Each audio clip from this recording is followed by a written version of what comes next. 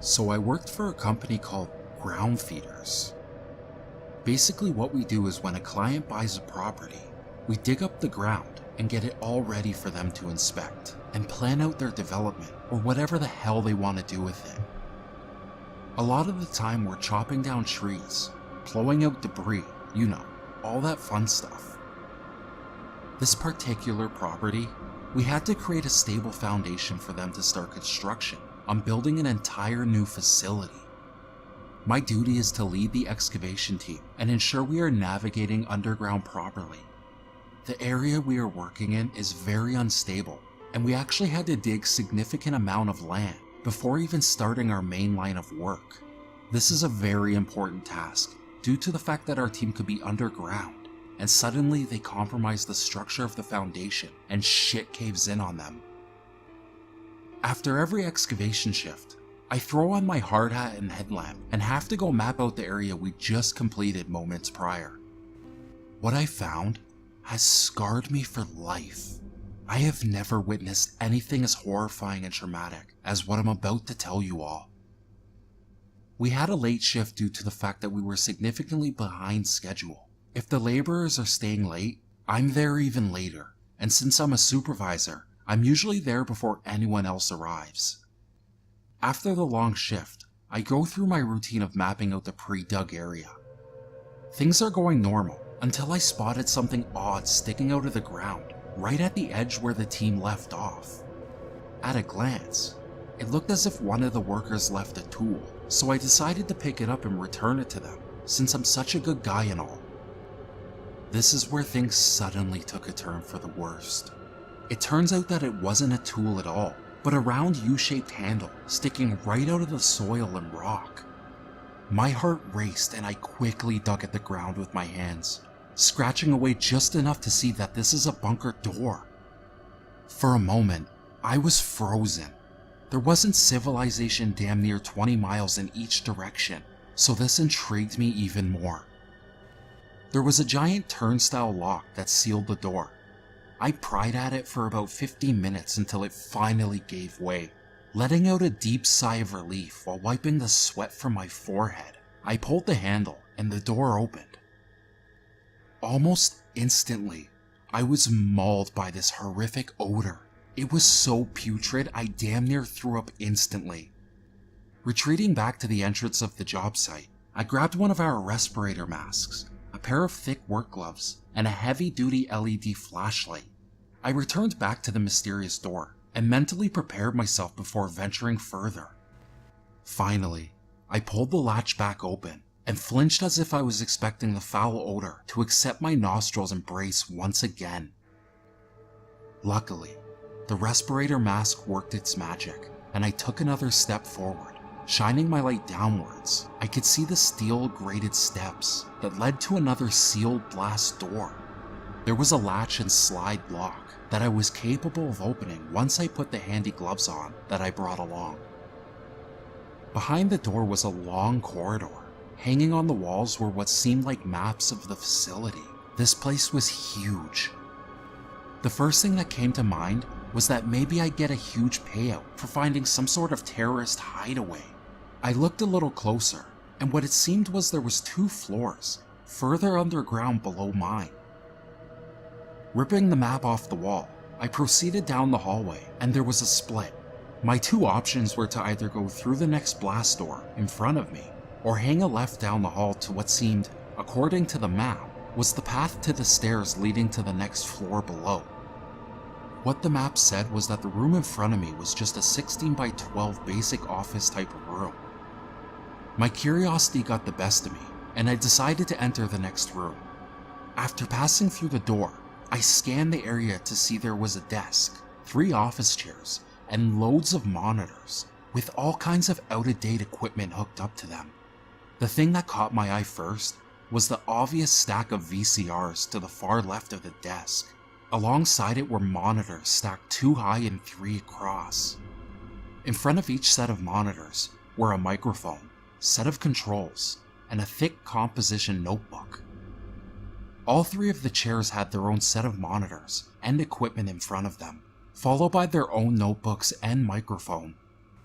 My guess was that this was some sort of scientific research facility. I looked at my watch and realized that it was getting really late and I needed to get back home. Before leaving, I walked up to the VCRs and forced out the first couple of tapes. That night, I could not rest. Fortunately for me, it was a Friday. After tossing and turning in my bed, I decided I needed some sort of closure. I jumped into my slippers, waltzed downstairs into the garage, and dug out an old VCR and television I just couldn't seem to get rid of. Now I regret ever keeping the damn thing. There I was, sitting on the floor of my office, in my jammies, setting up a nearly antique video player. I wiped the dust off the first tape and popped it in. It started as a profile shot of a man in a lab coat. He had a dark complexion, dark eyes, and jet black hair. The remainder of his face was covered by a black mask from the nose down. Hello, viewers. As you've all anticipated, our series premiere begins today. He announced this with loads of enthusiasm, but something about his demeanor was troubling. We have 4 willing contestants. Your contributions have made this possible. These young men and women will be locked away in our underground facility with no means of entertainment. The only functions of this location are a fully functional kitchen, plumbing, and your basic electrical needs. He paused for a brief moment and looked past the camera. This isn't your typical reality show. There will be no elimination challenges. The only objective is to provide these contestants with pre-cooked human remains. Their behavior over the next 8 weeks will be observed and documented by our team of specialists. His voice grew louder with enthusiasm. Our subjects are fully aware of the conditions. They are to interact with one another. We will withdraw ourselves from any form of contact, aside from a few surprises. At the end of the show, the remaining contestants will be rewarded with a rather generous cash prize. The tape cut for a moment and continued with interviews of each of the 4 participants. It was sort of a grab bag type of bunch. 2 men and 2 women. One of the women appeared to be a little strung out. The other 3 seemed pretty normal, nothing out of the ordinary. After the character interviews, the tape changed over to a surveillance shot of the living room and all 4 of the participants lounging around in the furniture. Shortly after, there was a loud buzzing sound which prompted the group to head to the dining room area. This was their first meal, it seemed. The food provided seemed disguised as any typical dinner. 1 large serving of meat fillet, alongside a very small portion of vegetables, and 1 piece of bread. There were tags attached to each plate. One of the men read theirs out loud. Male, 28, inner thigh, died of lung disease. He read aloud with a tone of absolute disgust in his voice. The other members chatted nervously. The 2 males gladly ate the small, unsatisfactory additions, but neglected the meat. The 2 women didn't touch their plates at all. "I don't know if I can do this," exclaimed a young blonde-haired woman. She had long manicured nails and heavy caked-on makeup. "It's one thing they disguise it as an animal, but I can't eat it knowing who it was and how they died. It's just psycho." Her voice was loud and obnoxious. The woman quickly rose from her seat and made her way back to the living area. This didn't do much for her since there was no means of entertainment anywhere to be seen. She sat there with a disgusted and fearful look in her eyes. The camera switched back to the dining area, where the 2 men were poking and prodding at their food. Whatever. I'll give it a shot. Protein's protein, right? The muscular man, who appeared to be in his late 20s, cut a bite-sized piece from the slab and ate it disdainfully. Holy shit! This is incredible! There's no way this is human! I think they're playing mind games. Idiots. Easy as $100 grand I'll ever make," he exclaimed with another mouthful of human flesh, squeezing between his teeth. The man proceeded to devour his meal, while the other 2 sat there and watched with their jaws hanging wide open. He finished his plate and dropped it in the sink, then left through the passageway back into the living area. The second man, an older gentleman with a slightly heavier physique, slowly finished eating his sides and tossed the prepared meat into the trash. He then looked behind him at the remaining woman at the table, who had began to sob, and placed a hand on her shoulder as he passed to join his roommates. The remaining girl proceeded to bawl her eyes out. She pulled and twisted at her dark brown hair. This honestly started to disturb me. At first I thought maybe this was all a staged performance, but there's no way the acting was this good. I shook off the idea and kept my eyes glued to the television screen. This had to be fake. The 3 participants sat together for the remainder of the night, 2 of which scolded the muscular man for relentlessly devouring his meal, while he just smirked and rolled his eyes continuously. I'm telling you guys, it's all a facade. They're trying to get a reaction like this out of us. That's the point of the show. American television at its finest. And not only will I be leaving here 100 grand richer, I'll be a fucking star. The man stood and made a very amorous pose, while looking directly at the camera mounted to the ceiling in the corner of the room. I felt as if he was looking directly at me. The night went on. I assumed they would have pulled a lot of this filler out of the editing process, due to the fact that it was incredibly boring. So I fast forward the tape until it changed to the scene of the muscular man in his bed. The camera was in its night vision mode, and it sat steadily in the corner of his bedroom. He tossed and turned violently in his sleep. My assumption was that the food wasn't prepared well enough, and it was making his stomach uneasy. Soon enough, he rose from his bed. His eyes glowed in the reflection of the camera's night lens. It looked menacing. He then made his way into the kitchen, and the cameras followed him from room to room, switching from one to another. He seemed as if he was in a sleep consciousness. His demeanor was definitely different, since he usually walks with an arrogant stride. This stance was different, sluggish. He stepped lightly, as if hypnotized by some sort of force. The man halted at the trash can and leaned over, bending at the waist. You could hear through the microphone a malicious growl. He reached both hands into the trash and violently dug through the discarded food until he stopped. Motionless, he froze in that position for a few seconds. Then you could see his shoulders rustling. When he pulled his torso from inside of the garbage can, you could see he was eating something. It was the other roommate's discarded meat. You could hear the moans of pleasure between the sounds of meat grinding against his teeth and slapping his tongue while he gnawed at it like a rabid beast. The tape clacked and snipped. My screen went black, and the VCR ejected the tape at me with a mechanical whir. I was thoughtless. My mind had just ceased to work as I sat there in complete surprise to what I had just witnessed. I'm slowly gripping the idea that this may not be a fictional broadcast, but I hope to whatever got there, maybe that I was wrong. Please, let me be wrong. After pulling the tape from the VCR, I noticed an inscription on the outside of the VHS. There's a crude drawing of the logo in the description below, in case anyone could recognize it.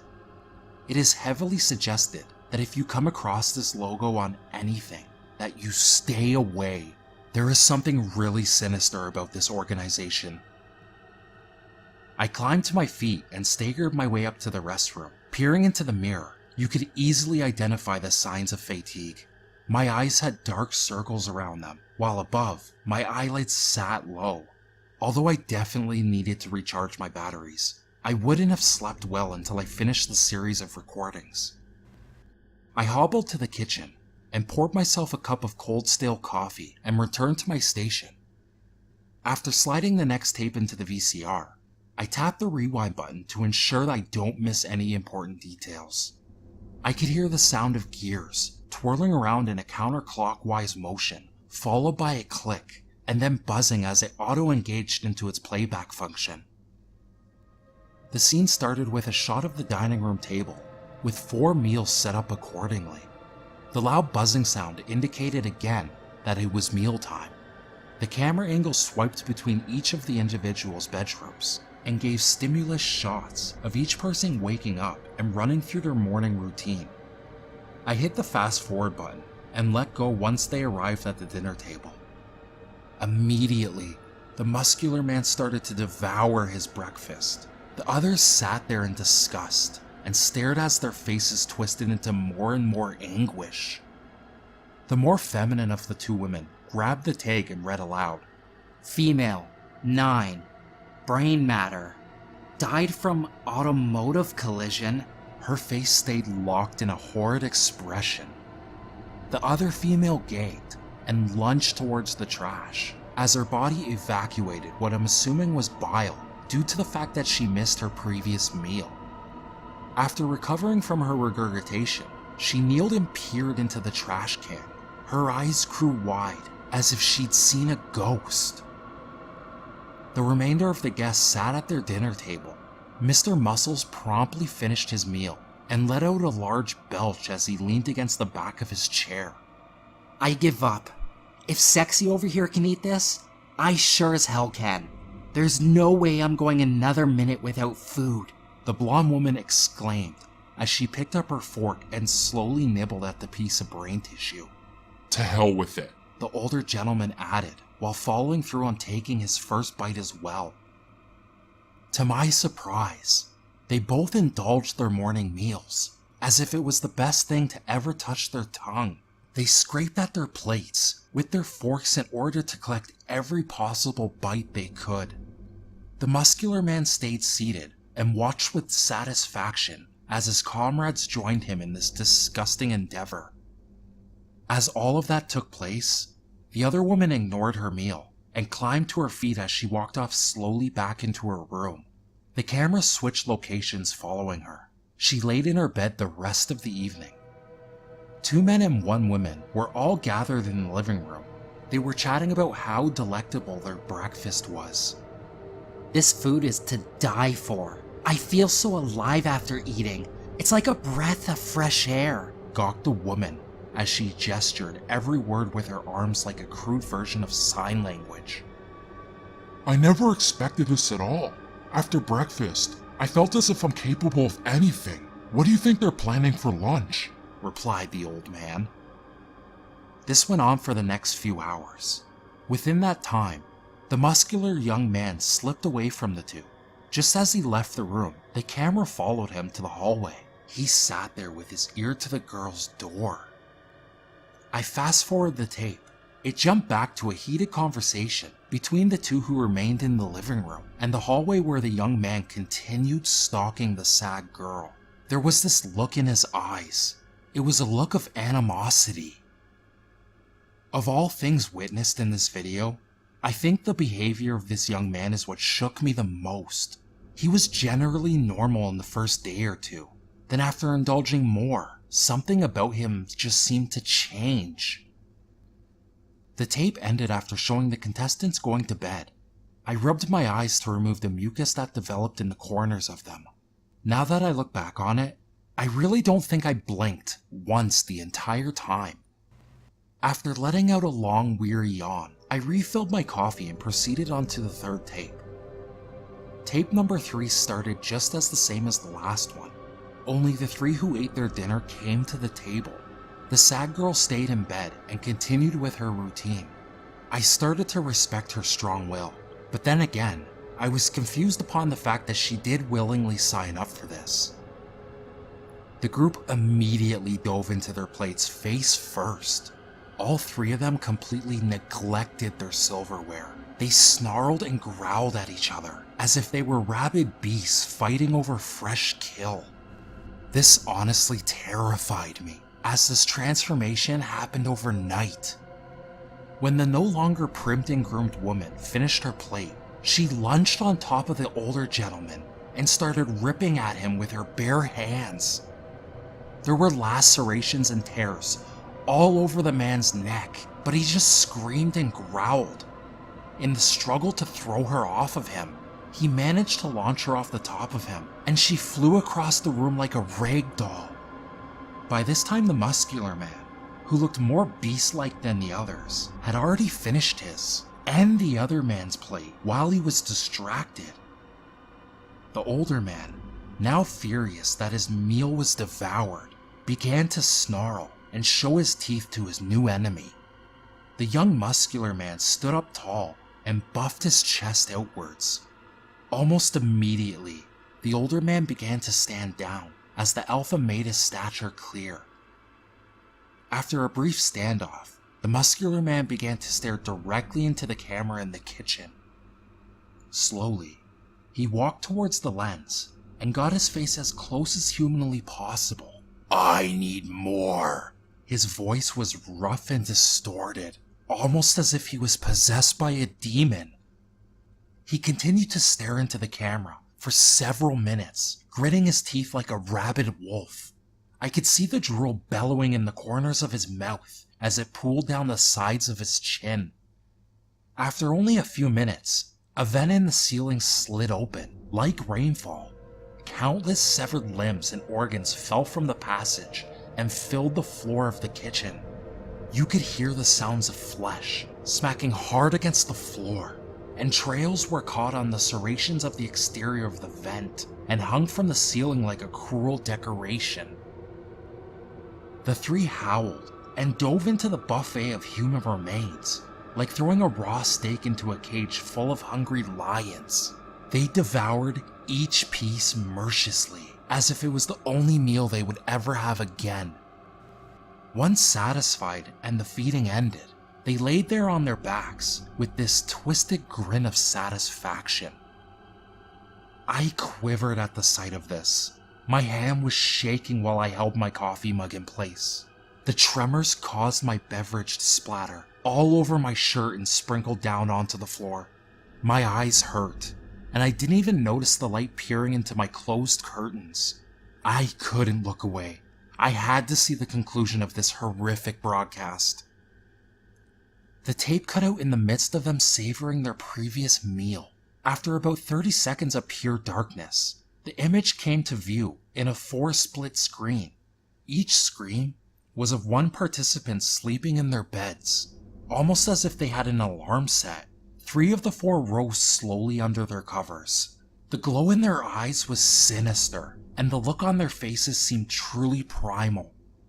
Individually, each one of them made their way through the thresholds of their rooms and made it out into the hallway, coming together like as if it was all premeditated. They made their way to the young girl's room. She hadn't moved from her bed since the previous night. I could imagine she didn't have the energy after going days without food. After hearing the horrific sounds that echoed throughout the house, I really wouldn't want to investigate or witness what was happening if I were in her shoes. They congregated outside of her door as the alpha male pushed his way to the front. Slowly, he turned the knob, and you could see the dim beam of light spear its way through the crack of the door. All I could hear was the sounds of heavy animalistic breathing and what sounded like gargling of saliva through my speakers.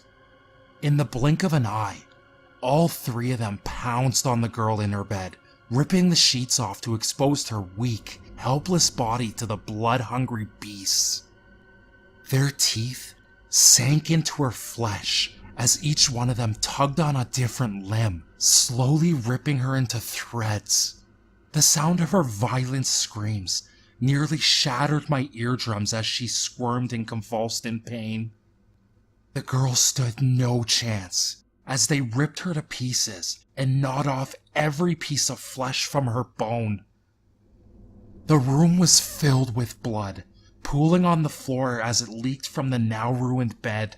They bathed in the blood of the poor girl, who was now in several pieces scattered throughout the room. Growls and inhumane snarls were exchanged as one would reach for a new limb after finishing another. If I hadn't been so numb from the lack of sleep, I would have vomited or passed out from the sight of this.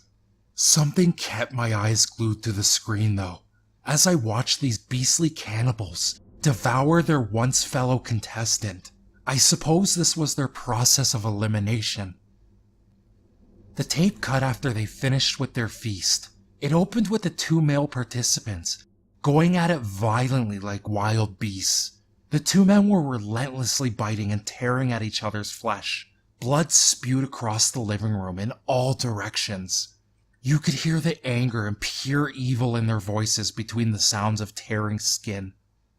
There wasn't anything human left in them. The woman was nowhere to be found, and from the looks of the room, it seems as if it must have been days since the last scene. There were countless organs strung around the entire house as the camera changed views to show its delightful scenery. My only assumption was that her corpse lied somewhere in this mess. The battle continued for what seemed like an hour. There was no stop to it until one of them was dead. The muscular man stepped back and swung his arm wildly, grabbing the other by what remained of his hair. In the same motion, he pinned his head to the ground and completely severed it from his body. In his victorious stance, he raised his opponent's head above his body and tilted his own head back with his mouth wide open. The blood that lingered in the severed head was being dripped downward into the man's mouth as he gulped it down until it came to a halt. He then took a large bite out of the cheek of the man's face, then tossed the head across the room. Suddenly, he turned to the camera and approached it, still chewing a mouthful of flesh he had just bit off. "I win!" He said this while staring directly into the lens of the camera. The screen was locked on his face for about 30 seconds before the tape ended. With a quiet click, the screen went black, and the sounds of the tape auto-ejecting itself brought me back into reality. In complete awe, I froze. What in the absolute hell did I just watch? I scrambled for my phone with the intent of calling the police, when I realized it was already Monday morning. Was it really that long? There's no way these tapes held that much footage. I rushed to get my clothes back on, threw the tapes into a plastic bag, and bolted out the door to make it back to the job site. My plan was to inform my superior, and then turn these tapes over to the police. Whoever hosted this sick and twisted game needed to see justice. I pulled my truck onto the job site. Then I noticed a white Prius with a familiar logo on the side of it. Suddenly I remembered the symbol of the header of our contract. It also matched the inscription on the outside of the VHS tape. All I knew about the client was that they're an independent medical research team that was supposed to be coming up with some sort of breakthrough in modern medicine. My heart sank into my stomach as my skin instantly grew cold. I bolted from my truck with the bag of tapes in hand and burst through the door of the portable office building. My body damn near shut down when I saw the back profile of a man with jet black hair and a white lab coat sitting in the chair across from my boss. "You look like shit." My superior spat out as he looked me up and down. "This is no way to present ourselves as a professional in front of a customer," he added. The man turned around to look at me. A smile grew upon his face when his eyes fixated on the transparent bag I held in my hand. "Sir, I found these on site last week. It's important that you take a look at them, for everyone's sake." I managed to squeak the words out before being interrupted by my superior. "You found these on site? This property is owned by our client, and any items found within its confines are in direct possession of the property owner, our client." He screamed so loud that it made my eardrums rattle. "Thank you so much. I actually lost these when inspecting the land just a couple months ago. You see, these tapes are extremely important to our research, and I am forever grateful for you to return them for me." The scientist's smile grew into a wide, toothy grin as he snatched the bag from my weakened grip. The man turned towards my boss and gave him a farewell nod as he walked to the door. Him and I locked eyes as he passed me by. His smile never left his face. From that moment, I quit my job at Ground Feeders and quickly sold all of my assets, moving far away from that place. I'm writing this to you as a warning, and to get this off my chest. I've been living with this burden for 5 years now, and I still see pieces of flesh being ripped apart by those beasts every time I close my eyes. I don't know how long I can deal with the trauma of what I witnessed. For now, I'll just take it day by day. If you enjoyed this episode, please comment. Any feedback is totally welcome. Oh, and please give it a like or dislike. The choice is in your hands. And last but not least, join me.